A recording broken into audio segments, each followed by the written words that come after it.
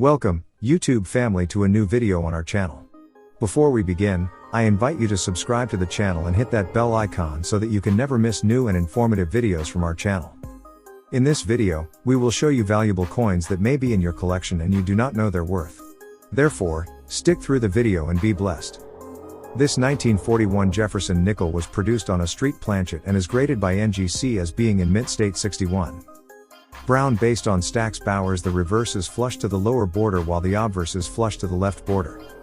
Due to the size difference between the street planchet and the bigger nickel dies, the periphery detail in the opposite area is lacking.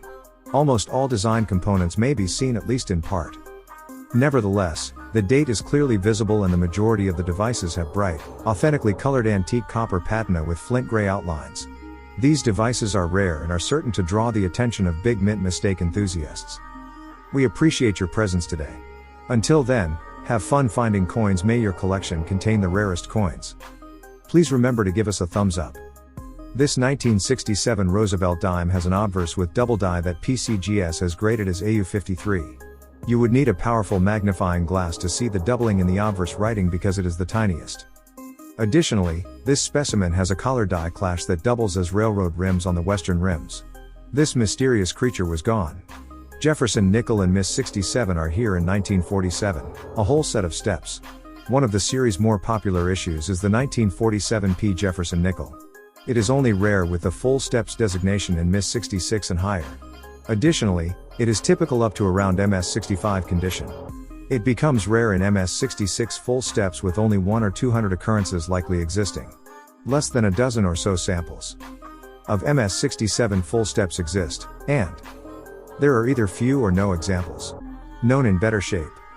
The selling price for this specimen with complete steps was $1,140. This 1956 Roosevelt Diamond Prairie 69 deep cameo condition was the gem that ultimately sold for $6. Sales of this year's proof sets have already more than surpassed those of last year at this juncture due to the burgeoning coin market. Previous proof sets were such hot commodities for speculation that some dealers even had chalkboards at coin fairs with their buy-sell prices updated multiple times a day. All grades up to PF69 share this flaw, and there are enough that have been certified as cameo to make them easily collectible. However, examples of ultra cameos or deep cameos are still rather uncommon at auction. This one brought in a price of $17,437.50 out of a small mintage of 3,837. 1936 Washington Quarter NPR 66 condition, beautifully maintained piece. According to NGC, unlike the 1936 edition of the proof, quarters was struck using dies that were obtained from the same hubs used for currency coin colors. Although these coins were polished to give them a mirror shine, every other aspect of their design was the same as that of regular currency. Because the mint was still perfecting its methods for producing such pieces, the brilliance of 1936 proof quarters is not comparable to that of later periods. Gems of this issue are rare, and just a small number of examples have received certifications higher than PF66. On September 19, 2020, 312 this instance went for $1,260. This is a full banded Miss 68 condition. 1947 S Roosevelt dime. The left obverse border of this coin is fully struck with sparkling frosty sheen and features soft pastel hues of powder blue and pink that are accentuated by spring green and sunset red. PCGS reports only one specimen with A+ classification that is finer overall, but none are numerically finer in any way. $6,168.75 dime planchet. This 1943's Lincoln Sense truck is graded as VF20 Bionics and is well centered with moderate even wear that is appropriate for the given grade. The Lincoln smell design is completely discernible. Accuracy is noticed by wispy hairlines and a slightly glossy texture, a rare incorrect planche error that is especially sought after due to its relationship with the renowned 1943 copper pennies by date and kind for $1,440. It was sold.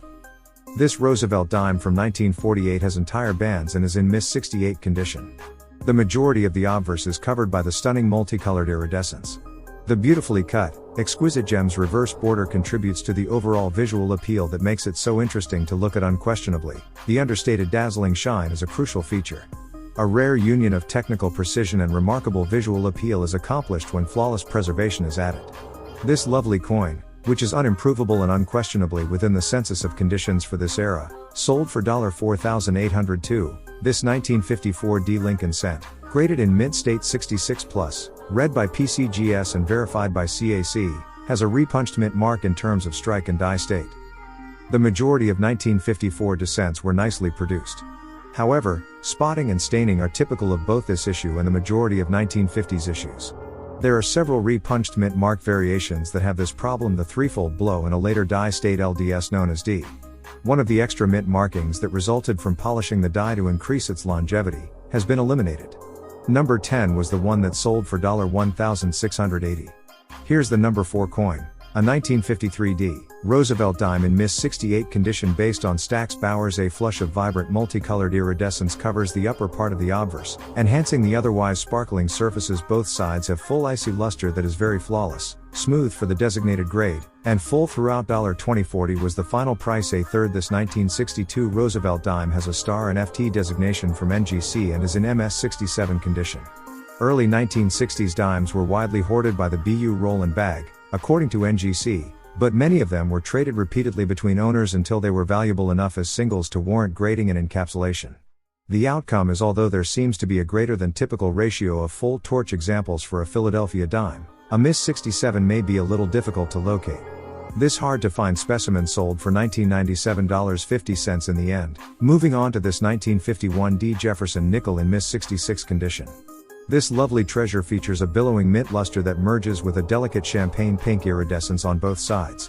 The 1951 D was a semi-key date issue on 1950s Jefferson nickels with 20,460,000 pieces struck overall above the base Miss 66. FS grade instances are uncommon. It went for $1,680. It's 1971. Now the half dollar was minted on a planet with 40% silver, which is an intriguing and uncommon wrong planet blunder. According to Stack's Powers, the Denver intended to use that composition for its 1970 D half-dollar issue. Therefore, an issue that was made utilizing the Zen new copper nickel-clad alloy was mistakenly struck on a 40% silver plate. It was clear that this plaché was left over from earlier years. Coinage was vividly struck and polished. Only the faintest hints of toning are visible on either side's otherwise silver-gray surfaces. Extremely uncommon and of tremendous significance to knowledgeable mint-era collectors, it sold for $9,900. This 1949 Roosevelt dime has a mint state 68 grade with his original markings. NGC's identification of a torch. This superb early date Roosevelt dime is practically flawless, with vivid golden copper and pinkish rose iridescence decorating both sides. It borders on numismatic perfection. All regions are free of grade restricting flaws, and the central reverse still has a beautiful appearance.